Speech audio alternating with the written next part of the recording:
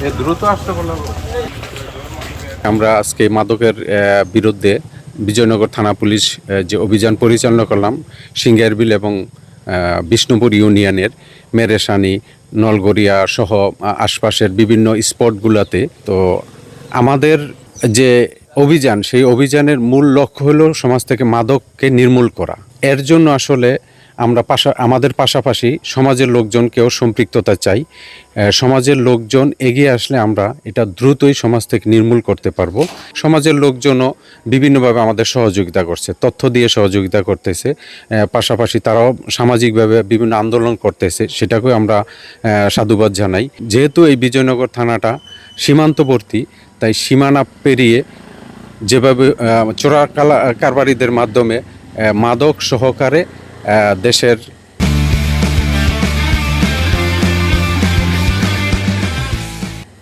নিষিদ্ধ বিভিন্ন পণ্য প্রবেশ করছে, আমরা এগুলোকে রোধ করার পাশাপাশি আমরা শহর থেকে যারা এগুলো বহন করতে খেতে আসে বা বহন করতে আসে তাদেরকেও বিভিন্ন আঙ্গিকে চেকপোস্ট করে এবং মোটরসাইকেল অভিযান পরিচালনা করে আমরা বাধা দিচ্ছি।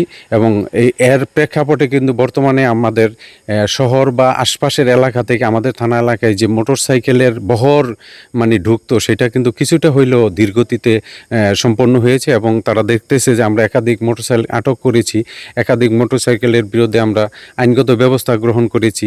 এগুলো যখন আপনাদের মাধ্যমে প্রকাশিত হয়েছে, কিছুটা হলেও আমাদের নজরে এসেছে যে লোকজন এখানে আর মানে এই এলাকায় ঢুকতে চায় না বা মাদক সেবন করতে আসতে ভয় পাচ্ছে।